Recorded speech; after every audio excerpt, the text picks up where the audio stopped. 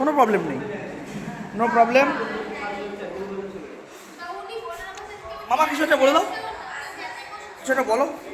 আমি কি বলবো বলুন তো দেখি। আমি ছাদে উঠেছিলাম, উঠে দেখলুম যে আমার সামনের দিকে বিশাল বড় একটা সমুদ্র আর ঢেউ। ওই ছাদের মধ্যে আমার ঢেউয়ে সারা জামা কাপড়, আমার মাথা পুরো ভিজে গেল।